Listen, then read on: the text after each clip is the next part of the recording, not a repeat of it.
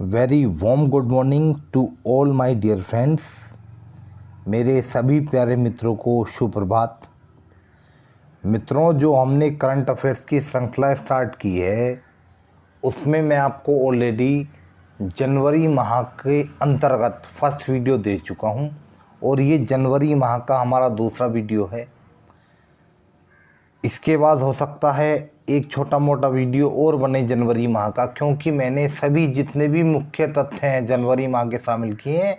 उसके बाद फरवरी फिर मार्च, इसी क्रम में हम 2020 का करंट पढ़ेंगे। ठीक है, मैं आपको बता देता हूं कि अगर आपको इसका पीडीएफ चाहिए तो मैं नीचे इस वीडियो के ख़त्म होने के बाद मैं आपको नीचे इसका टेलीग्राम लिंक दे दूंगा। प्लीज़ आप टेलीग्राम से जुड़ेंगे, वहां आपको सभी वीडियोस के पीडीएफ आसानी से मिल जाएंगे। सभी वीडियोस के पीडीएफ में डाल रहा हूं अभी।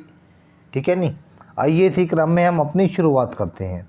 पहला क्वेश्चन हमारा क्या बोल रहा है। पहली वीडियो में देखो दोस्तों, मैंने 40 क्वेश्चन तक करा दिए। हमारा 41st क्वेश्चन होने वाला है, यानी 41वां क्वेश्चन होने वाला है। देखते हैं किस राज्य के मुख्यमंत्री ने हाल ही में राज्य सरकार की महत्वाकांक्षी योजना अम्मा वोडी की शुरुआत की।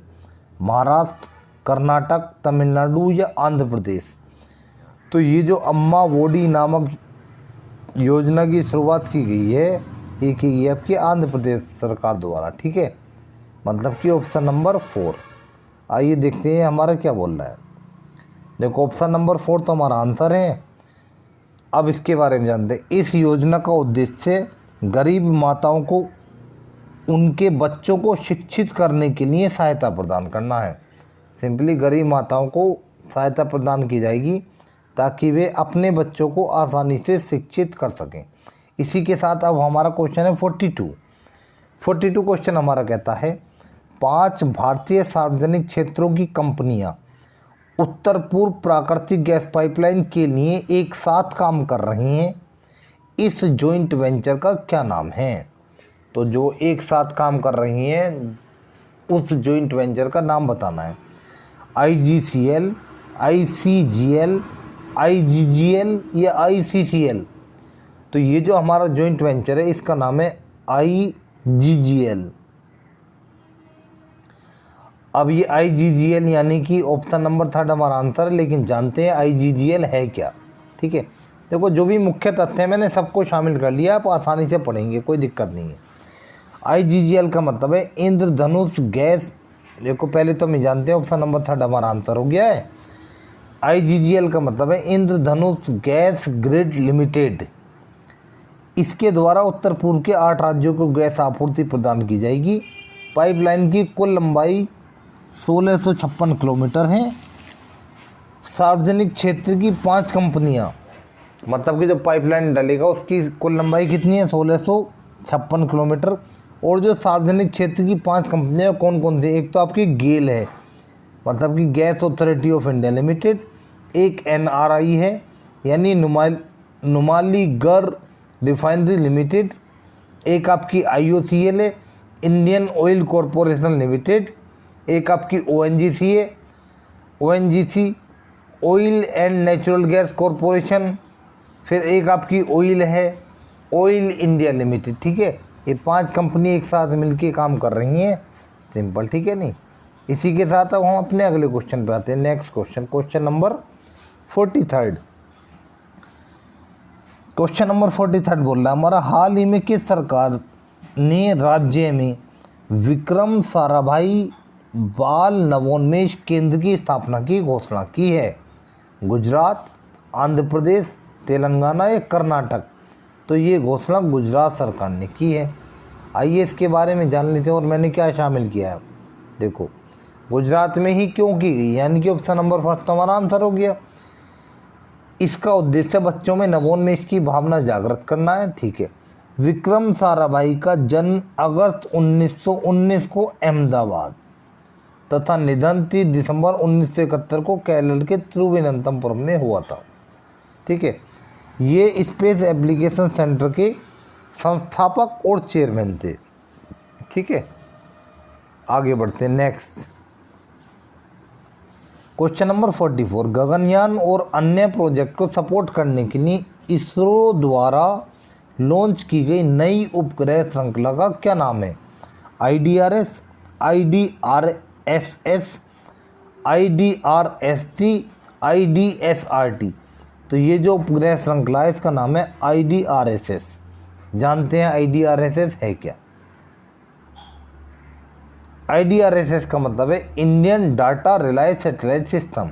ठीक है, इसरो की यह नया उपग्रह पृथ्वी की निम्न कक्षा में उपग्रहों को ट्रैक करेगा। यानी कि जो उपग्रह पृथ्वी की निम्न कक्षा में घूम रहे हैं उनको यह उपग्रह ट्रैक करेगा।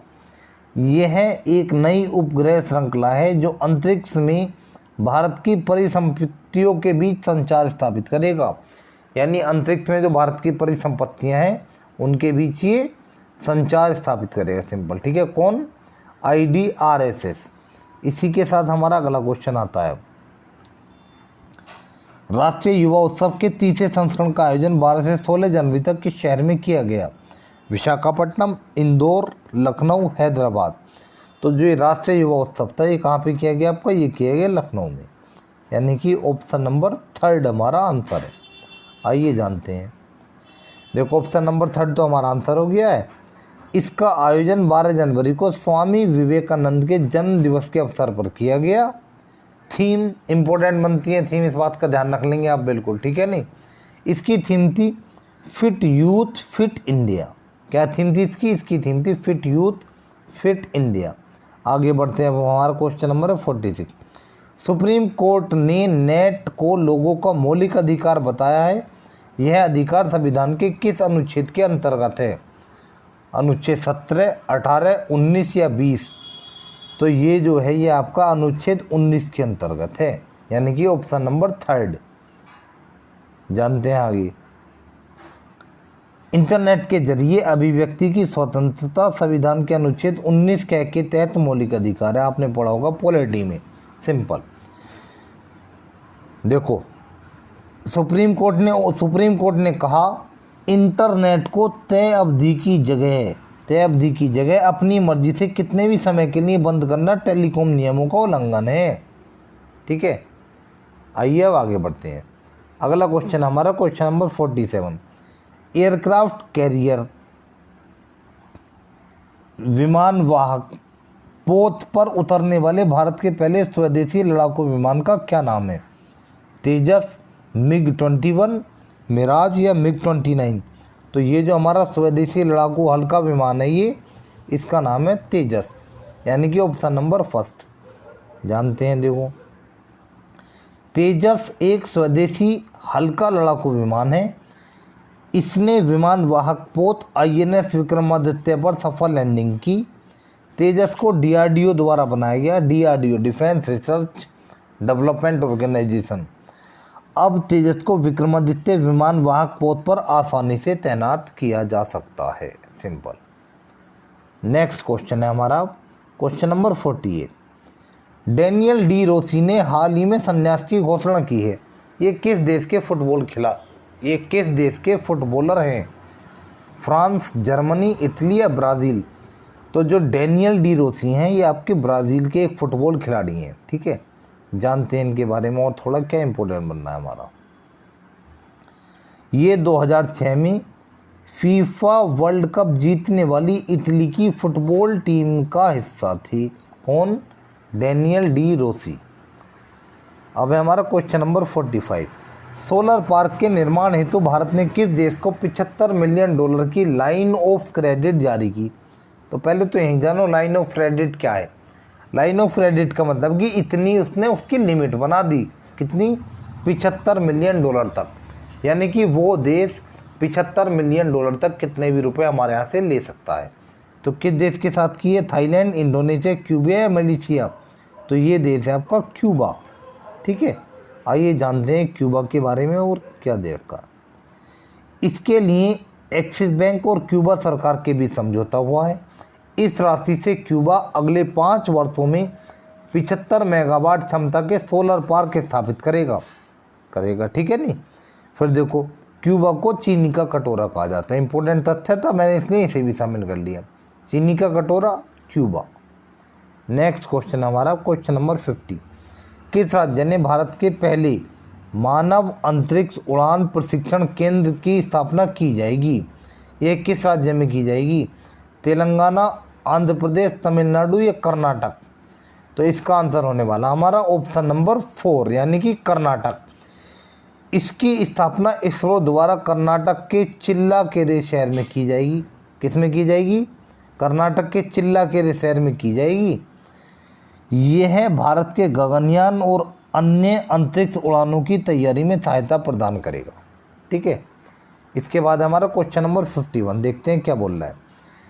किस भारतीय खिलाड़ी ने इंग्लैंड में आयोजित हेस्टिंग्स अंतर्राष्ट्रीय शतरंज कांग्रेस का खिताब जीता? दीप सेन गुप्ता, मंगेश चंद्रन, हरदीप संधू या चंद्रिका सेन? तो ये जो खिताब जीता आपका, ये जीता मंगेश चंद्रन ने। ठीक है, इसी के साथ अब हम अपना अगला क्वेश्चन देखते हैं क्या बोल रहा है। यानी कि ऑप्शन नंबर 6 की नंबर आंसर हो गया है। मंगेश चंद्रन ने 8वें दौर में भारत के ही ग्रैंड मास्टर दीप सेन गुप्ता को हराया। सिंपल। अगला क्वेश्चन है हमारा, भारतीय मूल की किस लेखिका को हाल ही में यूके चिल्ड्रन बुक पुरस्कार से सम्मानित किया गया? जस्सी कौर, जसविंदर विलान, दिव्या पांडे, इनमें से कोई नहीं। तो यूके चिल्ड्रन बुक पुरस्कार दिया गया आपका जसविंदर विलान को। ठीक है, अब दिया किस लिए गया जानते हैं भाई। आंसर नंबर ऑप्शन नंबर 2 हमारा आंसर हो गया। इन्हें यह पुरस्कार इनके उपन्यास आशा एंड द स्प्लिट बर्ड के लिए दिया गया। इनका एक उपन्यास था, उसका क्या नाम था? आशा एंड द बर्ड स्प्लिट, उसके लिए पुरस्कार दिया गया। आगे, भारत ने सुल्तान काबूस बिन सईद, कौन? सुल्तान काबूस बिन सईद के निधन पर एक दिन के राजकीय शोक की घोषणा की और तिरंगा झुका दिया। ये किस देश के सुल्तान थे? वो दिन कौन सा था? 13 जनवरी। तो किस देश के थे? ईरान, इराक, अफगानिस्तान या ओमान? तो ये जो थे आपके, ये ओमान के थे। सिंपल, यानी कि ऑप्शन नंबर 4 हमारा सही आंसर है। जानते हैं अब, ये 1970 से लगातार सुल्तान के पद पर बने थे। कब से? 1970 से लगातार सुल्तान के पद पे बने थे। 1970 में अपने पिता के खिलाफ तख्ता पलटकर सत्ता पर काबिज हुए थे और जभी से बने हुए थे। इनका निधन 10 जनवरी 2020 को हो गया। 10 जनवरी को इनका निधन हो गया और 13 जनवरी को भारत ने राजकीय शोक की घोषणा की और अपना तिरंगा झुका के रखा एक दिन के लिए। ठीक है नहीं, इनके सम्मान में। इसके बाद इनके चचेरे भाई सुल्तान हेतम बन तारिक को ओमान का नया सुल्तान बना दिया गया। सिंपल, इससे बाहर कुछ नहीं जाने वाला है, आप लोग जान लेंगे इसे ठीक से। अगला है हमारा क्वेश्चन, नौसैनिक अभ्यास नसीम अल बहर के 12वें संस्करण का आयोजन गोवा में भारत और किस देश के बीच हुआ? तो जो नसीम अल बहर था, ये गोवा में भारत और किस देश के बीच हुआ? श्रीलंका, पाकिस्तान, ओमान या बांग्लादेश? तो इसका आयोजन भारत ने ओमान के साथ मिलकर किया। ये एक संयुक्त सैन्य अभ्यास है। ठीक है नहीं, आगे जानते हैं हम इसके बारे में और क्या देखा। ओमान है तो सिंपल, राजधानी लिख ली मैंने मस्कट और मुद्रा ओमानी रियाल, और कोई फैक्ट इसके बारे में बन ही नहीं रहा था। ठीक है, आगे जानते हैं फिर। पाकिस्तान चीन नौसैनिक अभ्यास के दौरान भारत ने अपने किस विमान वाहक पोत को उत्तरी अरब सागर में तैनात किया? INS विक्रमादित्य, पोत विक्रांत, पोत कावेरी या इनमें से कोई नहीं? तो ये जो था आपका, ये INS विक्रमादित्य था। ठीक है नहीं, इसी के साथ अब हम अगला क्वेश्चन है, इससे संबंधित तथ्य देखते हैं। INS विक्रमादित्य को नवंबर 2013 में भारतीय नेवी में शामिल किया गया था। इस पर 29 के सुपरसोनिक लड़ाकू विमान भी तैनात है। इसे तैनात करके भारत ने संकेत दिया कि वह किसी भी चुनौती के लिए तैयार है। ठीक है नहीं, मतलब कि किस किस की बात थी? जो ये पाकिस्तान का जो अभ्यास चल रहा था, उसमें भारत ने उसे यह संकेत दे दिया कि अगर आप हमसे टकराएंगे तो हम पीछे नहीं हैं। सिंपल, ठीक है नहीं। बात आई है तो नौसेना अध्यक्ष की बात जान लेते हैं। नौसेना अध्यक्ष हैं एडमिरल करमवीर सिंह। और नौसेना दिवस कब बनाया जाता है? ये बनाया जाता है आपका 4 दिसंबर को। ठीक है, कब बनाया था? 4 दिसंबर को। नेक्स्ट अगला क्वेश्चन हमारा क्वेश्चन नंबर 56 देखते हैं क्या बोल रहा है। केंद्र सरकार ने कलकत्ता पोर्ट ट्रस्ट का नया नाम किसके नाम पर रखा है? डॉक्टर अब्दुल कलाम आज़ाद, अटल बिहारी वाजपेयी, श्यामा प्रसाद मुखर्जी या इंदिरा गांधी। तो कोलकाता पोर्ट ट्रस्ट का नया नाम, ये कोलकाता पढ़ेंगे कोई दिक्कत नहीं, कोलकाता पोर्ट ट्रस्ट का नया नाम बदल के रखा गया है, श्यामा मुखर्जी के नाम पे रखा गया, यानी कि ऑप्शन नंबर 3। जानते हैं इसके बारे में और कुछ इंपॉर्टेंट बनना है क्या? यह फैसला 12 जनवरी 2020 को कोलकाता पोर्ट ट्रस्ट की 150वीं वर्षगांठ पर लिया गया। सिंपल। नेक्स्ट क्वेश्चन है हमारा, कितने देशों के राजनयिक 2 दिवसीय जम्मू कश्मीर दौरे पर श्रीनगर पहुंचे? 15, 16, 17 या 18? तो हमें सिंपल बताना कितने देशों के थे। तो ये थे आपके 16 देशों की। देखो, धारा 370 हटने के बाद जम्मू कश्मीर में राजनयिकों की यह पहली यात्रा थी, इसलिए इम्पोर्टेंट बनी है। ठीक है नहीं? इसमें भारत में अमेरिकी राजदूत, बांग्लादेश, दक्षिण कोरिया, मोरक्को और नाइजीरिया समेत 16 देशों के राजनयिक शामिल थे। आ गया था हमारा क्वेश्चन। अब वैश्विक सम्मेलन रायसीना डायलॉग का आयोजन 14 से 16 जनवरी तक किस शहर में हुआ? कोलकाता, हैदराबाद, दिल्ली या पुणे? तो जो हमारा रायसीना डायलॉग था इसका आयोजन दिल्ली में हुआ। सिंपल। ठीक है नहीं? ऑप्शन नंबर 3 हमारा आंसर हो गया। रायसीना डायलॉग का ये 5वां संस्करण था। इससे पहले आयोजन 2016 में हुआ था। इस आयोजन के दौरान भू राजनीतिक और आर्थिक मुद्दों पर वैश्विक मंथन हुआ। सिंपल। ठीक है नहीं? अगला क्वेश्चन हमारा बनना है अब, हाल ही में घोषित मिताली राज की बायोपिक शाबाश मिठू के निर्देशक कौन है? कौन सी शाबाश मिठू? बायोपिक क्या होती है? बायोपिक क्या होती है? शॉर्ट फिल्म जो होती है बनी हुई। ठीक है, वो एक बायोपिक शॉर्ट फिल्म है। क्या नाम है उसका? शाबाश मिठू। तो हमें उसके निर्देशक बताने हैं। राहुल ढोलकिया, राहुल कुमार, सुभाष ढोलकिया, सुभाष कुमार। तो जो इसके निर्देशक है इनका नाम है राहुल ढोलकिया, यानी कि ऑप्शन नंबर 1। इसमें तापसी पन्नू मिताली राज का किरदार निभाएंगी। ठीक है, मिताली राज 2020 अंतर्राष्ट्रीय क्रिकेट में 2000 रन बनाने वाली पहली भारतीय महिला बल्लेबाज हैं। मिताली राज की बात आई है तो हमने जान लिया है 2000 रन बनाने वाली पहली भारतीय बल्लेबाज हैं। अब देखो आगे बढ़ते हैं। अब हम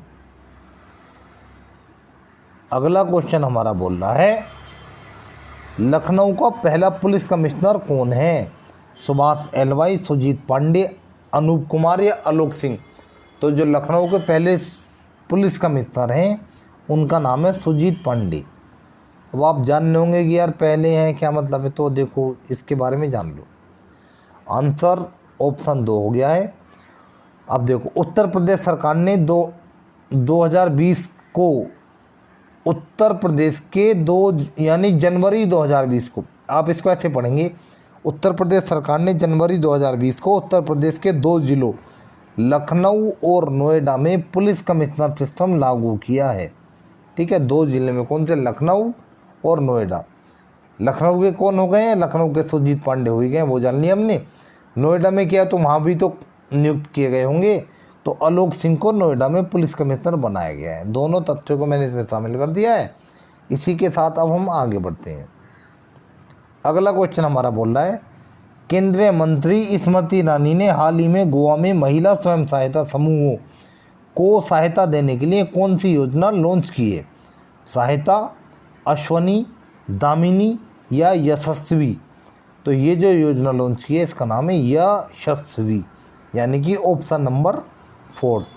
आइए जानते हैं। यह एक महिला सशक्तिकरण योजना है। इस योजना के तहत महिला स्वयं सहायता समूह को 5 लाख रुपए तक का ब्याज मुक्त ऋण प्रदान किया जाएगा। किसके तहत? यशस्वी के तहत। अब आगे जानते हैं,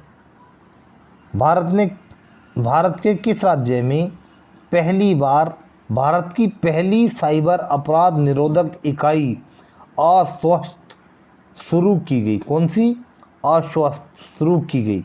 तमिलनाडु, गुजरात, राजस्थान या हिमाचल प्रदेश? तो ये जो आपकी शुरू की गई ये गुजरात में शुरू की गई, ठीक है। जानते हैं इसके बारे में और क्या। यह परियोजना गुजरात साइबर अपराध पीड़ितों के लिए हेल्पलाइन के रूप में कार्य करेगी। कौन सी? आश्वस्त, ठीक है। आगे बढ़ते हैं इसी के साथ। अगला क्वेश्चन है हमारा, आरबीआई के नए डिप्टी गवर्नर कौन बने हैं?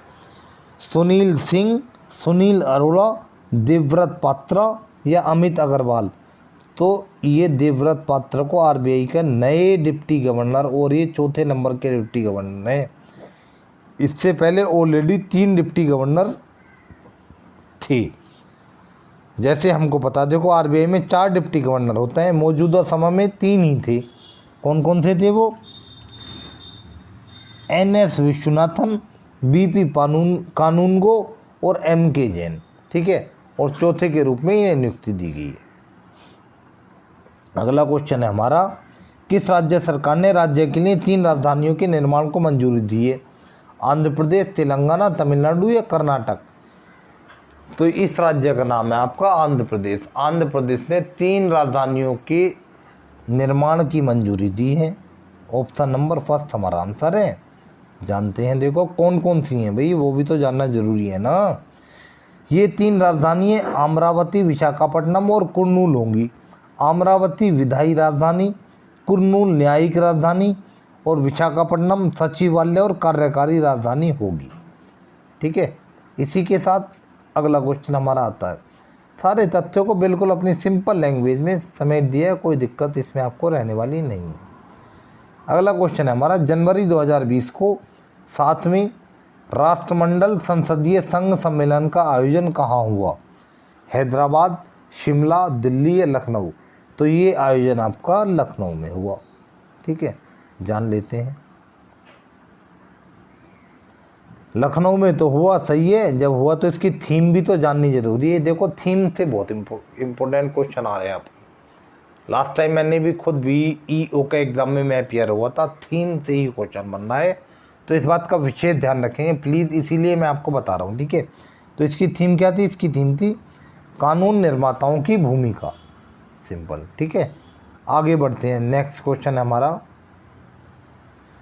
29वें सरस्वती सम्मान के लिए किसे चुना गया? 29वें सरस्वती सम्मान के लिए किसे चुना गया? सुधाकर वर्मा, हर्षित गुप्ता, वासुदेवी मोही या अंजना देवी? तो ये जो थी आपकी, ये थी वासुदेवी मोही को 29वें सरस्वती सम्मान के लिए चुना गया, ठीक है। इनके बारे में जान लेते हैं। ये एक सिंधी लेखिका हैं, इन्हें इनकी लघु कथाओं के संग्रह चेक बुक के लिए चुना गया। इनका एक लघु कथाओं का एक संग्रह है, उसका नाम है चेक बुक, तो उसके लिए इन्हें चुना गया है, ठीक है। नहीं, अगला क्वेश्चन है हमारा, किस भारतीय उद्यमी को ऑस्ट्रेलिया के सर्वोच्च सम्मान ऑर्डर ऑफ ऑस्ट्रेलिया से सम्मानित किया गया? मुकेश अंबानी, अनिल अंबानी, सुनील अरोड़ा या किरण मजूमदार? तो इनका नाम है आपका किरण मजूमदार। और ऐसे मेरे भाई बहन जिनका ऑलरेडी करंट पड़ा हुआ है और वो रिवीजन कर रहे हैं, तो वो प्लीज़ मेरे क्वेश्चन बोलते ही आप वीडियो को पॉज करके पहले खुद ट्राई करेंगे, ठीक है। नहीं, देखते हैं इसके बारे में और क्या शामिल किया हुआ। देखो ये यानी किरण मजूमदार बायोटेक्नोलॉजी कंपनी बायोकॉन की संस्थापक व चेयरपर्सन है। इस पुरस्कार को प्राप्त करने वाली चौथी भारतीय हैं। पहले कौन कौन थे? मदर टेरेसा, सचिन तेंदुलकर और पूर्व अटॉर्नी जनरल सोली सोराबजी को ये ऑलरेडी दिया जा चुका है। ये कौन है? चौथे भारतीय हैं, सिंपल। अब आगे जानते हैं, संशोधित राष्ट्रीय टीबी नियंत्रण कार्यक्रम का नाम बदलकर क्या नाम रखा गया? राष्ट्रीय ट्यूबरक्लोसिस कार्यक्रम, राष्ट्रीय ट्यूबरक्लोसिस समाप्ति कार्यक्रम, भारतीय ट्यूबरक्लोसिस कार्यक्रम या इंडियन ट्यूबरक्लोसिस कार्यक्रम? तो जो राष्ट्रीय टीबी नियंत्रण कार्यक्रम है, इसका नाम बदल दिया गया और रख दिया गया है राष्ट्रीय ट्यूबरक्लोसिस समाप्ति कार्यक्रम। ऐसा क्यों किया गया जानते हैं, देखते हैं।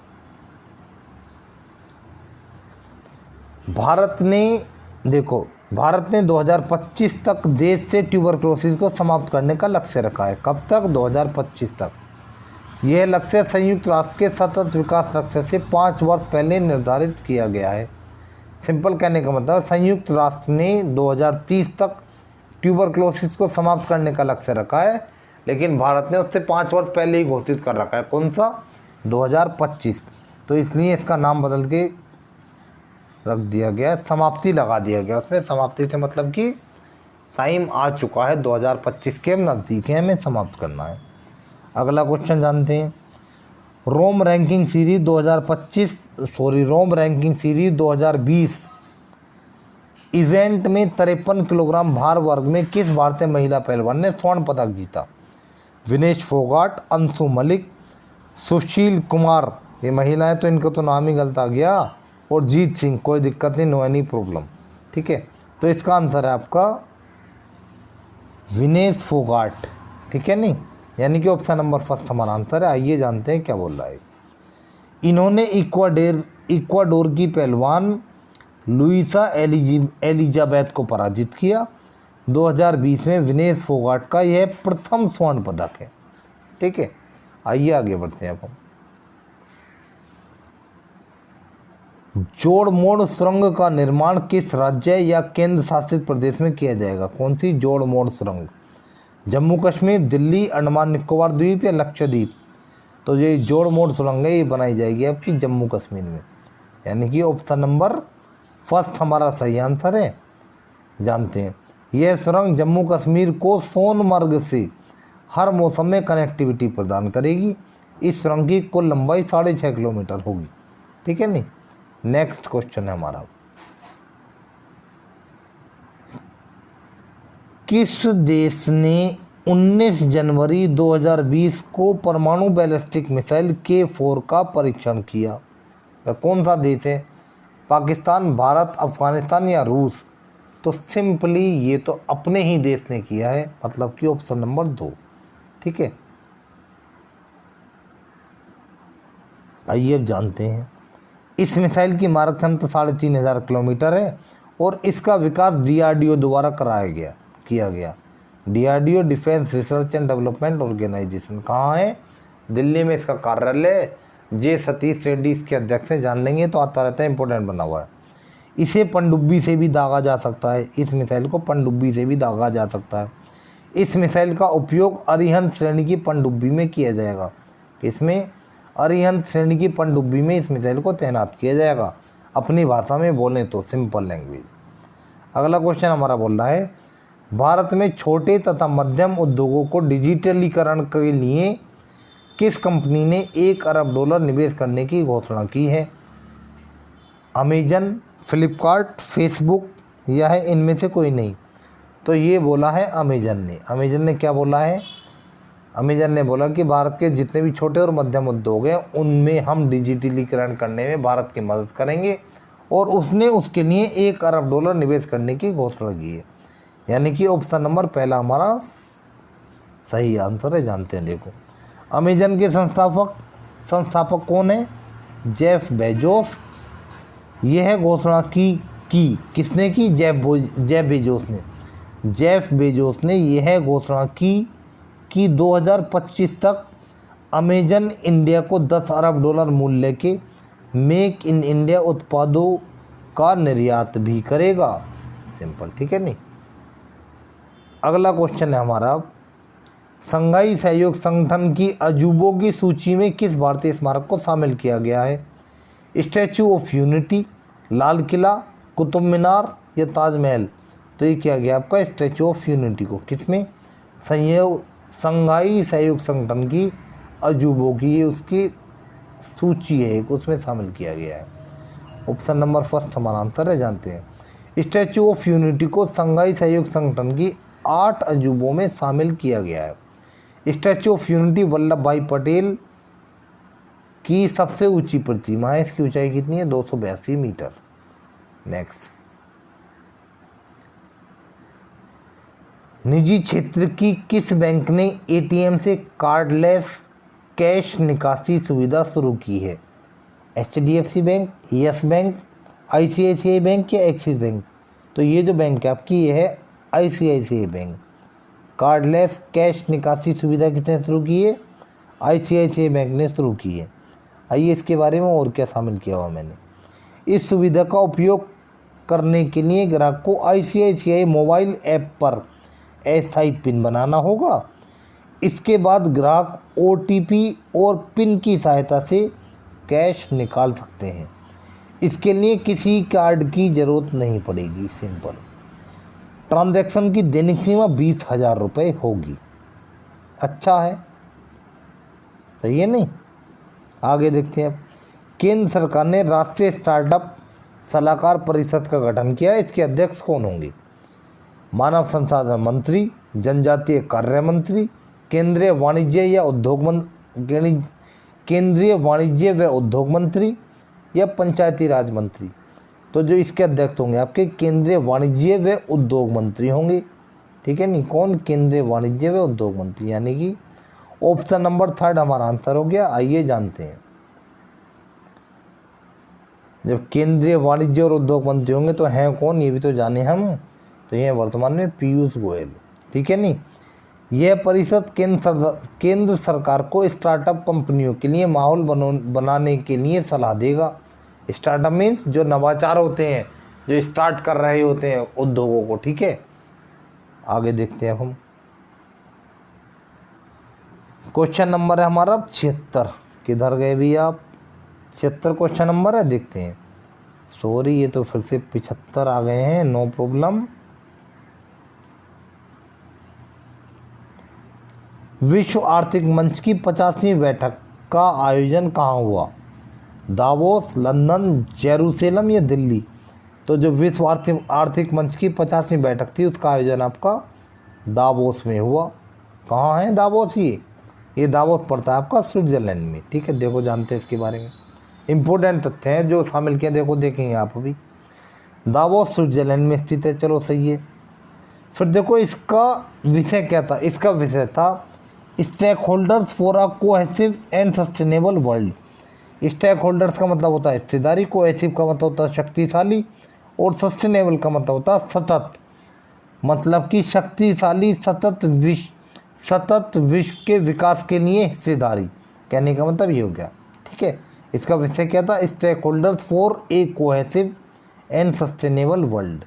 ये मैंने लिख दिया क्योंकि कुछ मुझे लग रहा था परेशान कर सकता है, तो इसलिए मैंने जो टिपिकल वर्ड्स थे उनकी मीनिंग हिंदी में ब्रैकेट में लिख दिए। ध्यान से पढ़ लेंगे।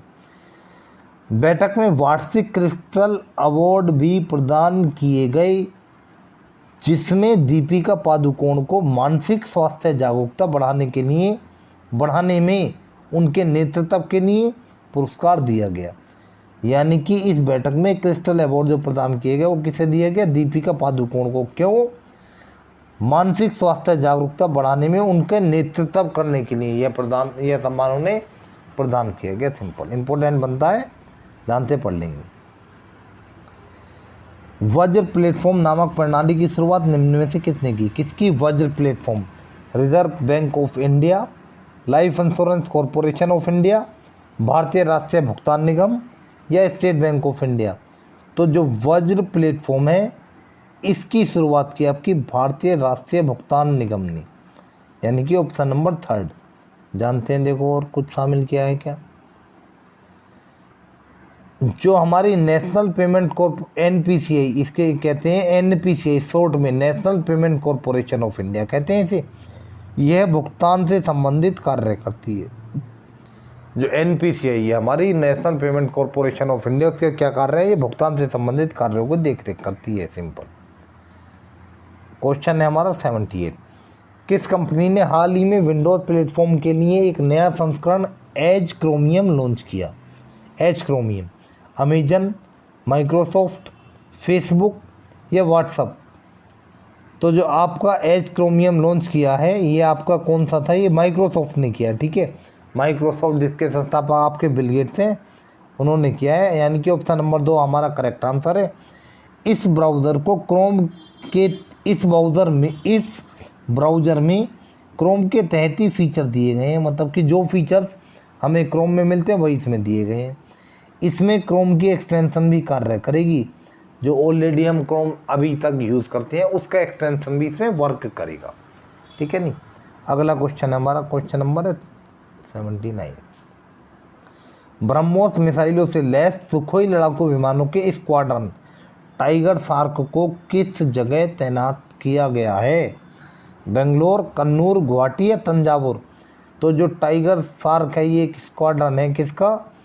एक ऐसा स्क्वाड्रन है जो ब्रह्मोस मिसाइलों से लैस जो हमारे सुखोई लड़ाकू विमान है ना, वो सुखोई लड़ाकू विमानों का एक स्क्वाड्रन है जो कि आपका ब्रह्मोस मिसाइलों से लैस है। इसे नाम दिया गया है टाइगर शार्क। इसे कहाँ तैनात किया गया है मैं ये बताना, तो इसे आपका तंजावुर में तैनात किया गया है। ठीक है ना, आइए जान लेते हैं तंजावुर है तो।